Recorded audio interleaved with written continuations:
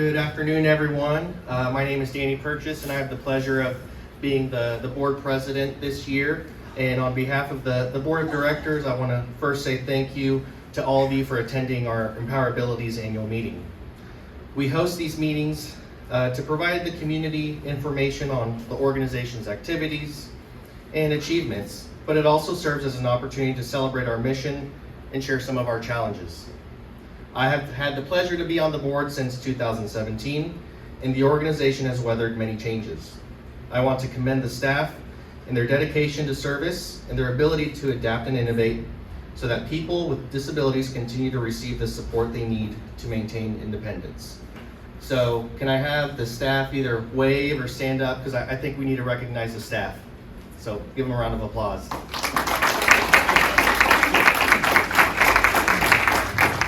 You certainly make my job a lot easier, so thank you for that. I also want to take this opportunity to thank our current and past board members for their service to EmpowerAbilities. The time dedicated to guiding the organization is time well spent. We are all volunteers who serve, and we serve because we believe in the mission. We believe in the organization, and we believe in its staff. As a board member, we are tasked with the governance of EmpowerAbilities. We drive strategic planning and ensure that the organization is sound in its policies, procedures, and its finances. We also provide support to the CEO in her work and are there for her when she needs us to support in guidance, provide input, or provide feedback and vet new ideas. Our board is made up of a diverse group of people and represent a diversity of abilities. Our diversity provides the center with the ability to ensure that the services meet the needs of all the people with disabilities and the communities that we serve. We are proud of our work, and we are proud to present to you the 2021 annual report. Thank you everyone for coming today.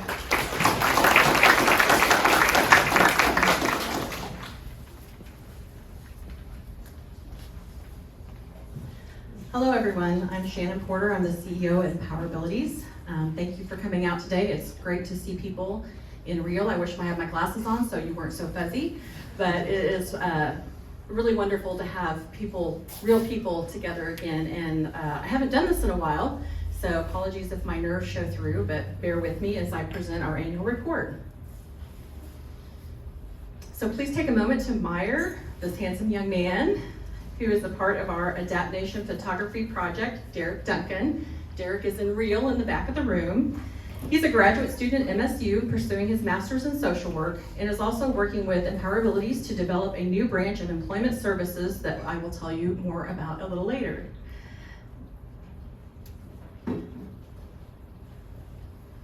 We feel it's important to reinforce our mission and our vision, and we do so at every monthly staff meeting.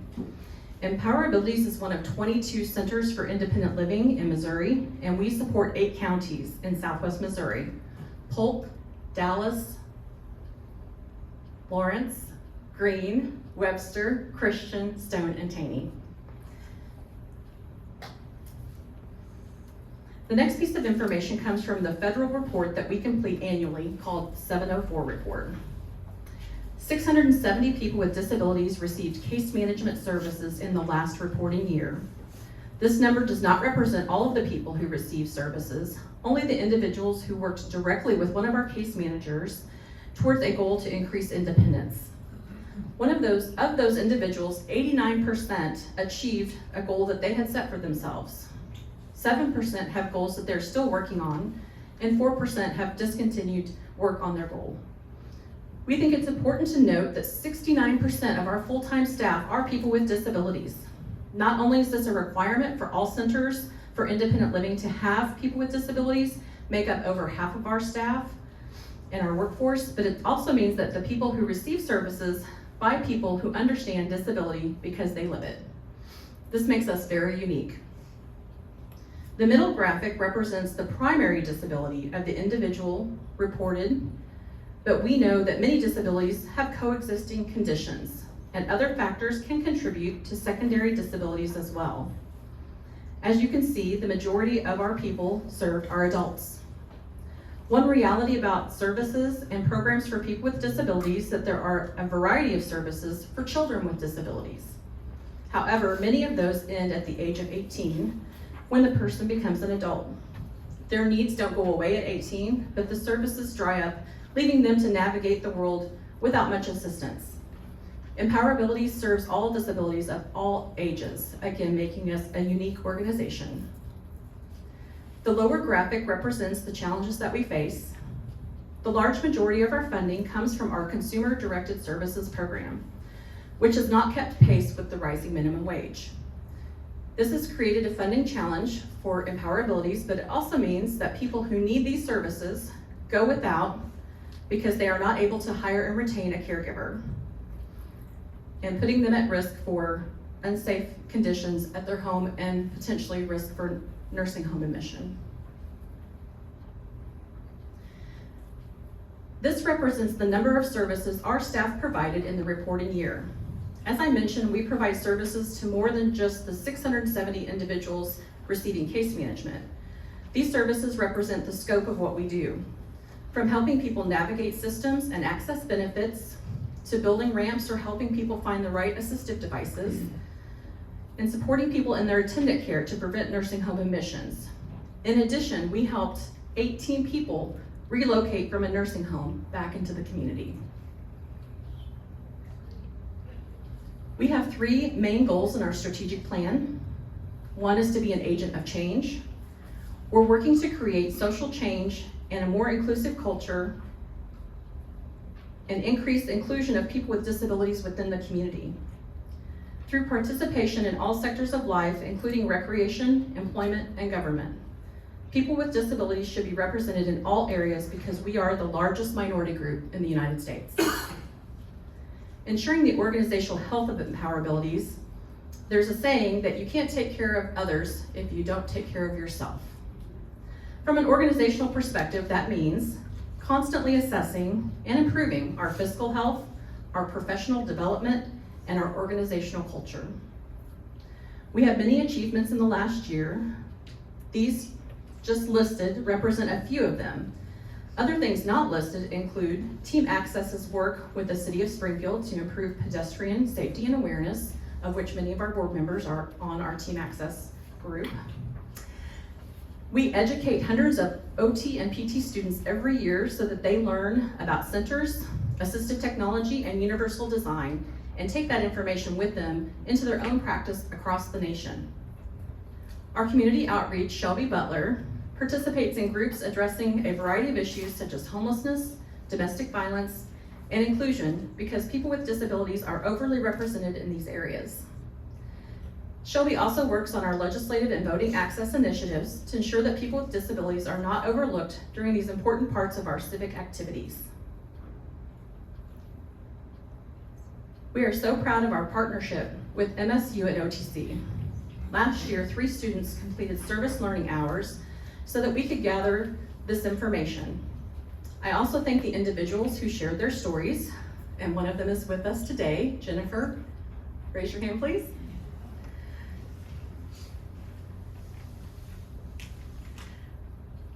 So that we can share the stories with their legislators, with our donors, and with our staff. These real-life stories are powerful. We can talk for days about all the wonderful work that we do, but to hear it from the person impacted touches all who take the time to read or listen. For me, it reinforces my passion for the work that we do and deepens my appreciation for the heart and the talent of our staff. As you can see from a selection of the photos taken by Randy Bacon, disability is not only the largest minority group in the nation, but also the most diverse. We use these photos and Randy's talent to look past the disability and see the person. We see the family, we see the humanity we all share. We use these tools to break the stigma and increase acceptance and inclusion, and we're grateful to those who allowed us to capture their image and share it with the world. Thank you.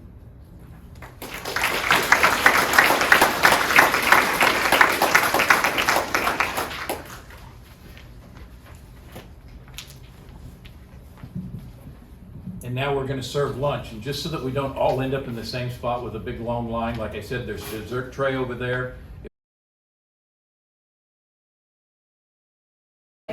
You're rolling. All right, if I could have everybody's attention again.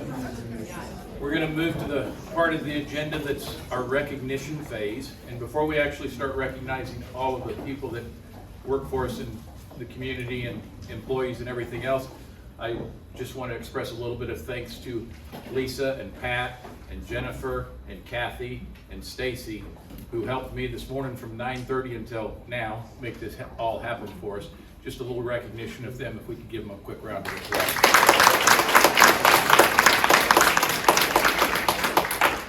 Thank you, ladies. And Steve, I forgot you, but I think you left the room. I'm just over there. Oh, okay. Our first award is for our Community Partner Award. And this is an organization that helps us throughout the year and interacts with us in many facets and in many ways. And they don't actually have a representative here, but it's Convoy of Hope. And they do all kinds of things to interact with us throughout, like I said, throughout the entire year. So they're a very important community partner with us.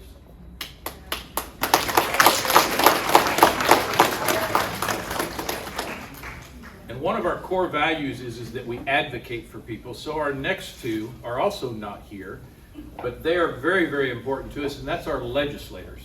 Because if we don't get legislation through, most of what we do doesn't happen also, because we're very dependent and codependent on them. And our legislator of the year was Lincoln Huff, misplaced. I said his name wrong twice. But Lincoln Huff is our legislator of the year. And then we had a new legislator of the year, which is Betsy Fogel. And again, we have deep gratitude to them for all this support they give us throughout the year and helping us achieve our goals and keep our mission going forward.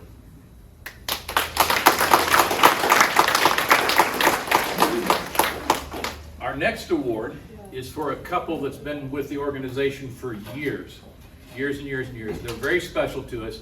They have a special place in our heart, a special place in our organization.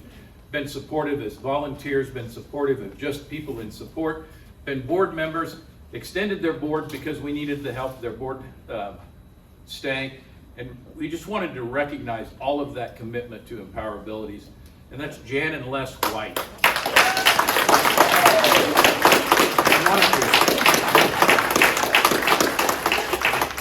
You're here, you have to come forward. Again, Jan and Les have been a part of almost everything we've ever done here for lots of time and lots of years. And just go right over there. They're going to take your picture. They're going to take your picture and memorialize you. Blackmail. You're not supposed to tell them that part. Right over Les's foot. I don't know.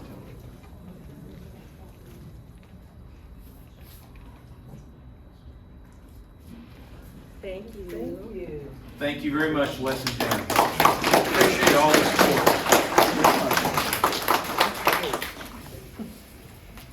Our next award is another community partner. They're a new community partner. This is our first year of partnering and collaborating with them, and we've had a great year with them. They're very near and dear to me. We held a fundraiser with them later in last year, I should say, and very, very successful. I think we raised the most money they've raised in their 28-year history in one city. And that money got forwarded to Empower Abilities to do lots of good things in my department, which is home mods, home repairs for homeowners in the greater Springfield metro area and stuff. And again, a great relationship we hope to be able to carry into the future for a long, long time. And that is Realtors Helping People from the Greater Springfield Board of Realtors.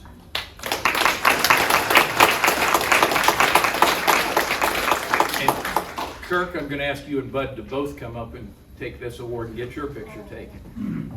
Kirk and Bud are the current representatives of the Realtors Helping People. They're the top leadership in the organization. So, thank you, gentlemen. Very much appreciated. Our award this year was $40,000 for Realtors Helping People, just so everybody knows. So they are donor of the year. Thank you. You're good. Thank you. Thanks, guys. Our next community partner is an organization of young men that I have been privileged to work with for the last 7 years personally, and that is Pi Kappa Phi from MSU. They are our volunteers of the year. These young men have volunteered to build ramps, to tear down trees, to clean up trash, to help at fundraising events, and anything Eric asks them to do. So if I could get Carrington Reagan to come up, he's the representative. He is their new philanthropy chair. And I met Carrington for the first time today, and we're getting ready to start a whole new year of this with Pi Kappa Phi. But we are very grateful to these young men.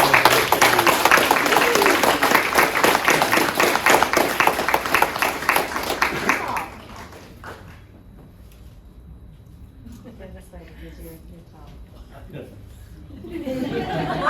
1 minute. He brought his girlfriend Jillian with him today. Thank you for making sure he showed up.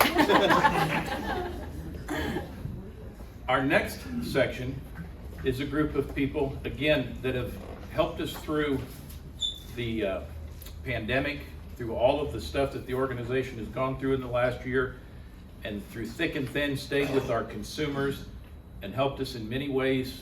We're out in the force with the pandemic and everything else. And that's our nurses. Much of the work they do goes unrecognized to the public. However, we want to take this opportunity to bring recognition and appreciation to a group of ladies whose work goes hidden from our staff, and that is our nursing staff. So I would like for Desiree Doyle, Elizabeth Williams, Gloria Scheidler, and Carla Howe to please come up to the front.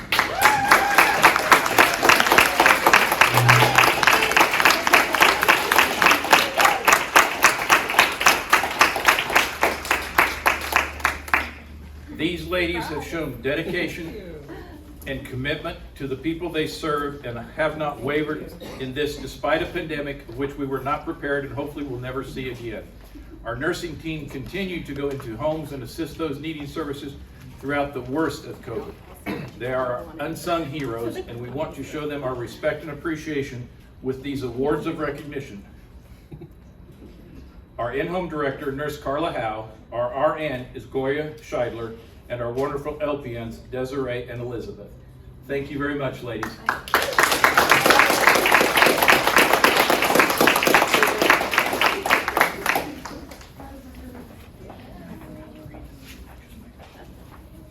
Just see if it works for me. Our next group are kind of a special group. They're the leadership or the top of all of our supporters and our people that put forth effort. And we're going to start with our volunteer leader of the year.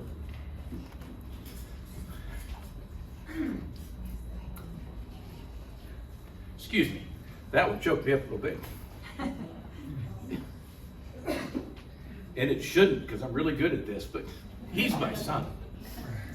So he's extra special. Seth Cote. Seth has been working with me again for the last 7 years, side by side. Started out as a volunteer, was our volunteer of the year in 2019, was Southwest Missouri's nonprofit volunteer of the year in 2019, with over 500 hours of service and stuff like that. And now my son still comes to everything Dad does. You see him serving food here today. He did a lot of the decorations. Again, he's out on every ramp build, every landscaping project we do, and everything that Dad can think of that he needs to volunteer to help us for. So special recognition to my son, Seth Cote.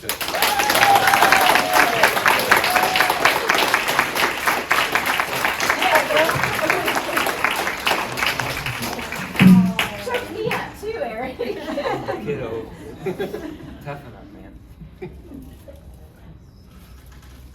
I shouldn't be that way, but.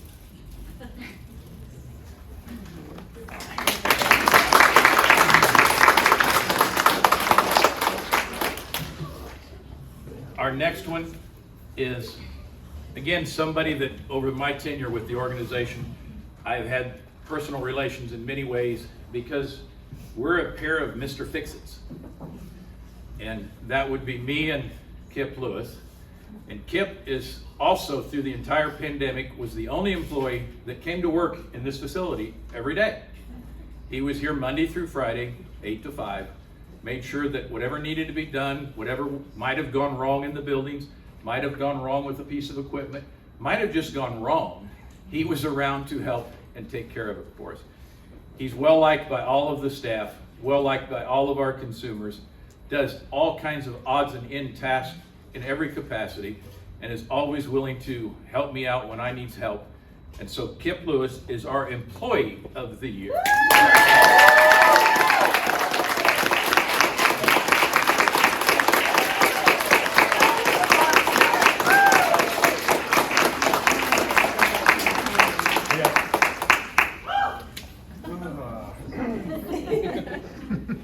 Now we need you to say a few words and sing a song. Safety tip. Kip, safety tips, stay in the back of the room. Be careful walking out the doors.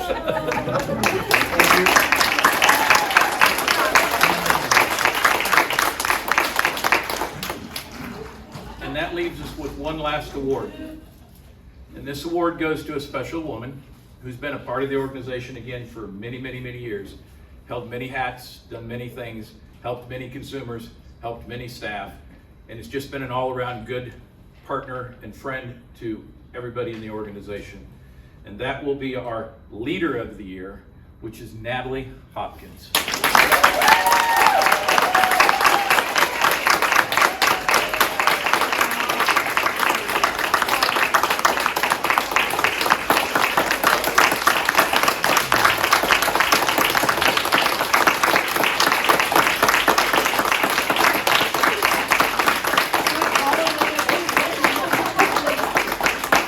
Natalie, I can relate.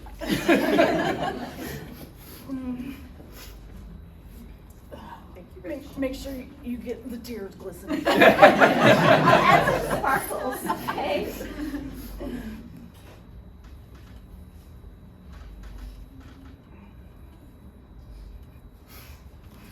I miss everybody so much, by the way.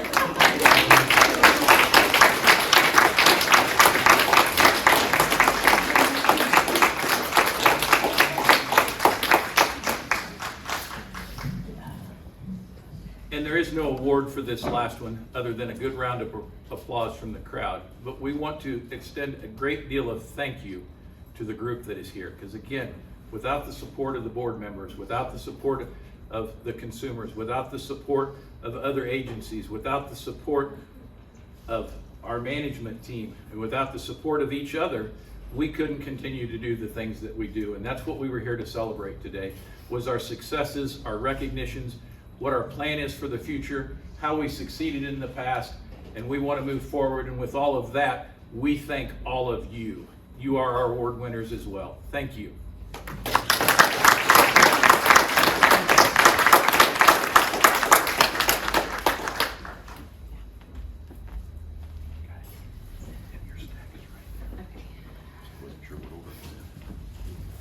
Now you get to cry.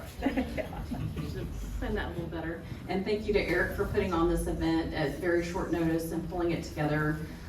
He's got a wonderful skill set and an amazing talent to put on special events. So thank you. So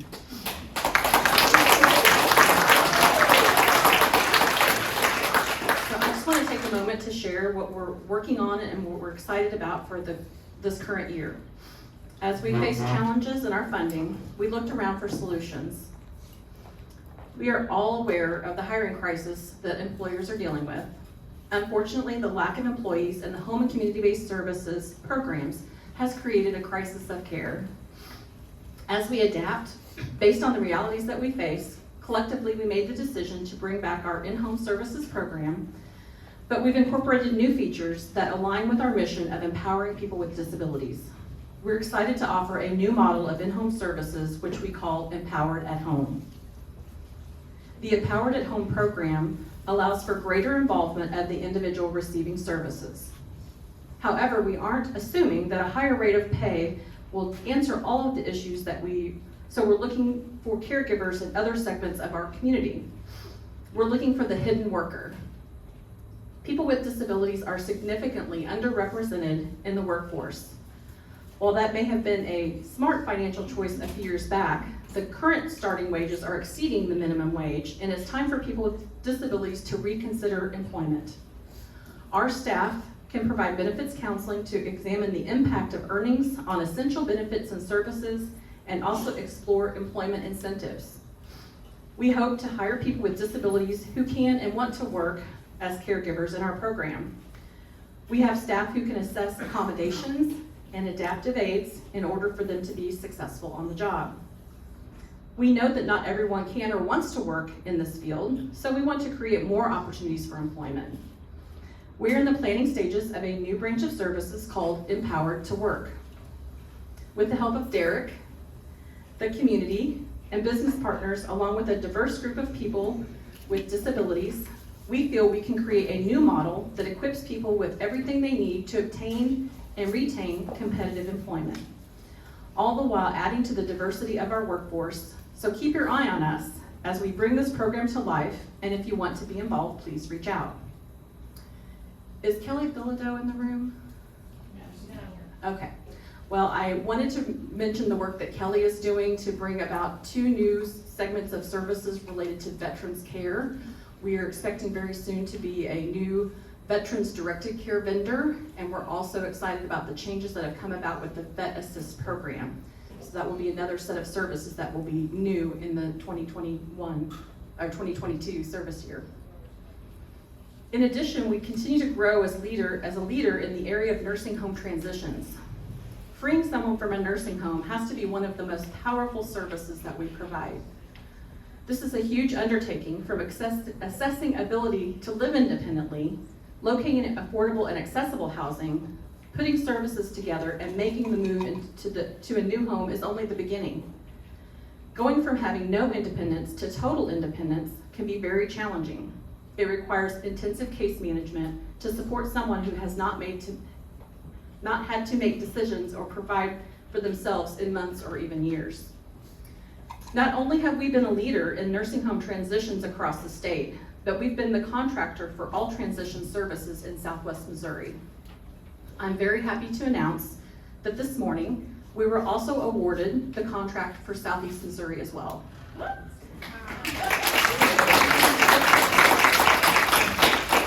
I want to recognize the work of Steve Wright.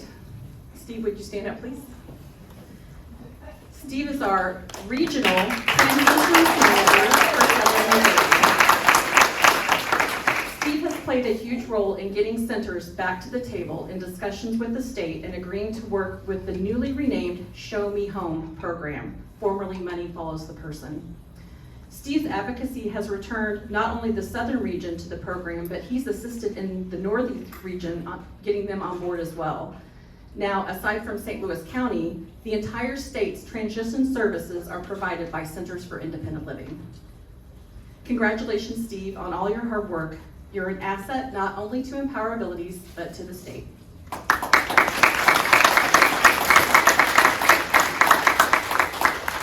Before I close, I have to note that our world has changed considerably in the last 2 years, and we have adapted and figured things out one day at a time.